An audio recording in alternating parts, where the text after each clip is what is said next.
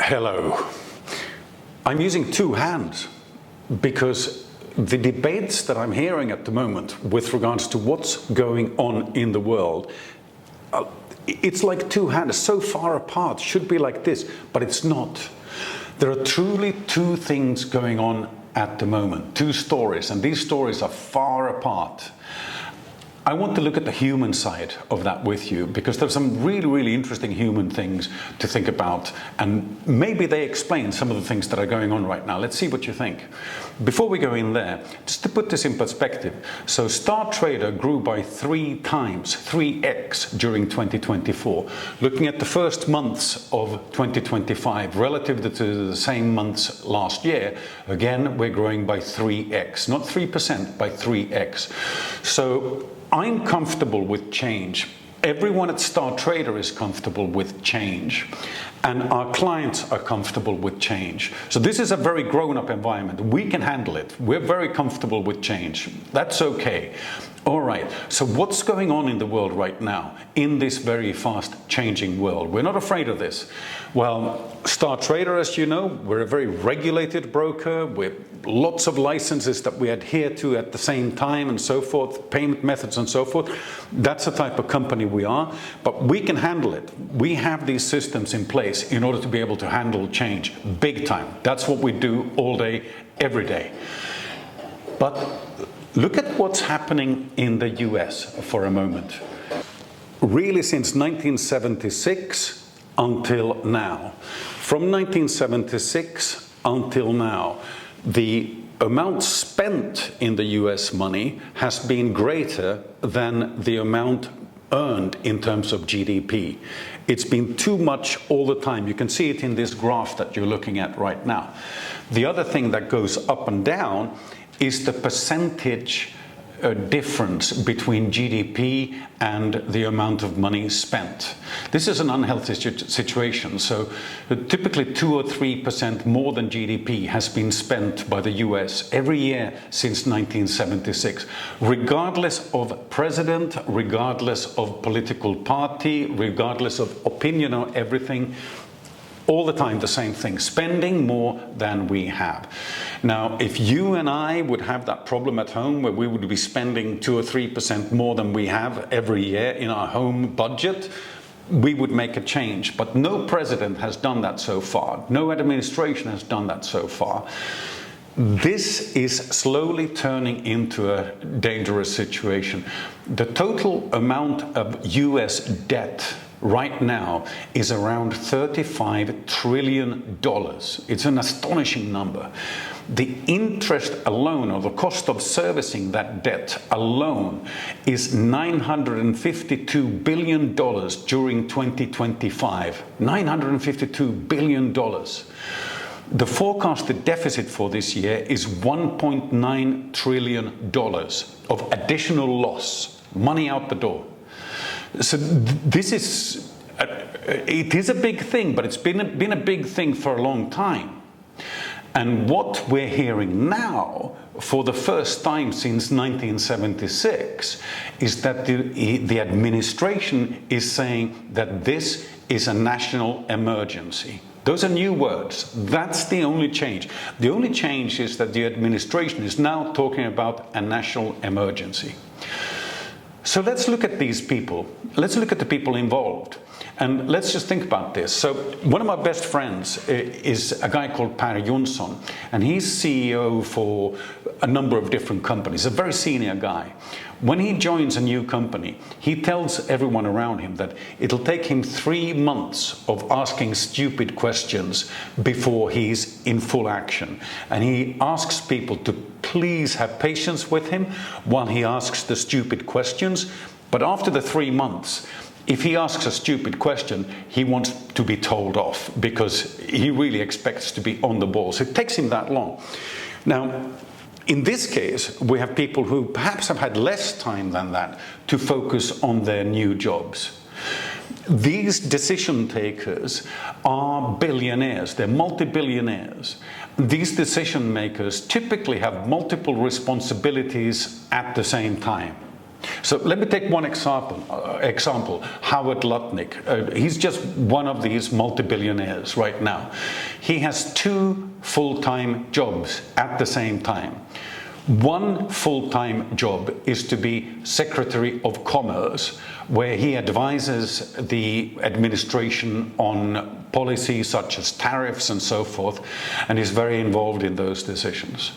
His other full-time job is that he's CEO for Cantor Fitzgerald, which is a very large financial services company in New York.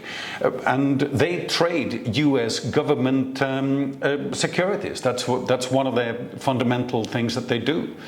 So you could argue that, okay, but I'm not here to judge with regards to conflicts of interest or some such. I trust that Mr. Lutnick is capable of handling himself. But it's a really combustible thing, and you find the same pattern throughout this new administration, that these are very powerful men who have multiple things that they take care of at the same time, and they're making big decisions. They're not afraid of making big decisions. That's what made them multi-billionaires in the first place. But those are the types of people that we are dealing with right now. So how does that kind of relate?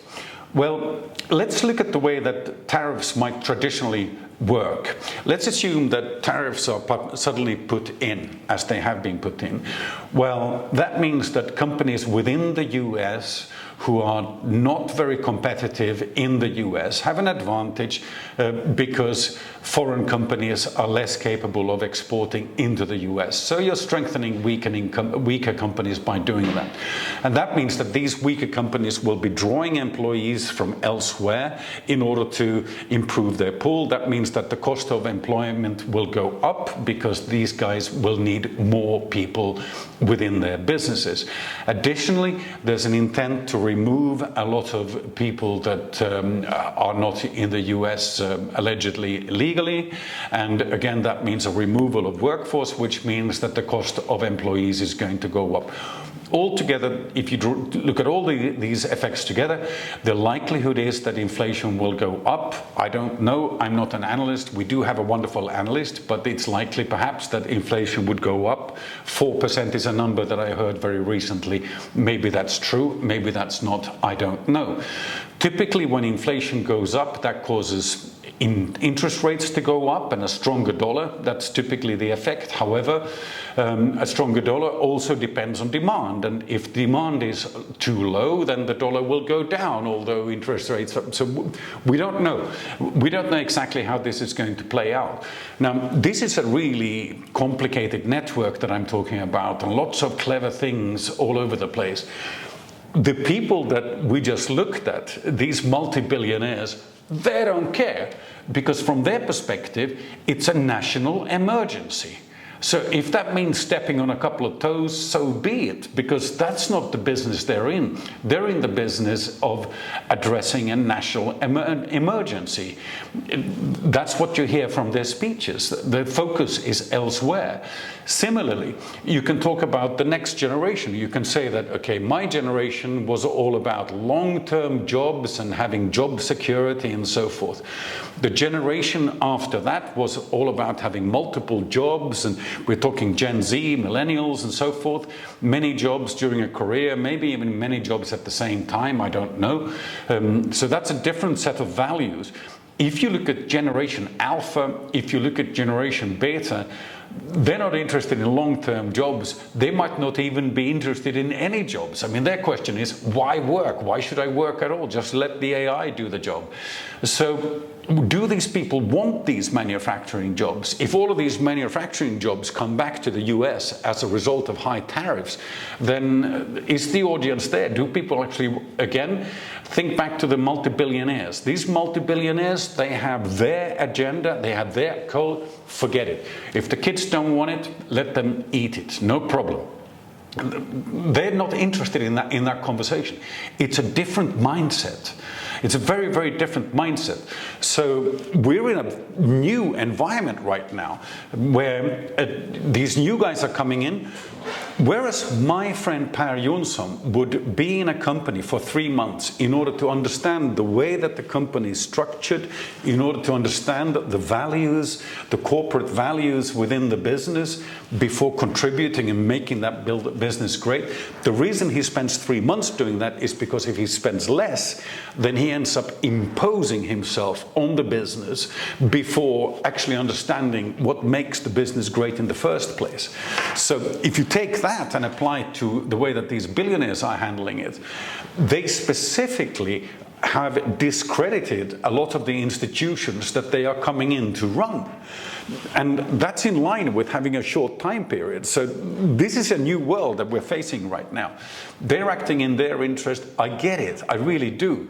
But we're in a complex world right now. Where will this go? I don't know. What I do see is a lot of gold traders getting interested, because obviously people are thinking about where this next safe haven is going to be. It's not obviously going to be the dollar.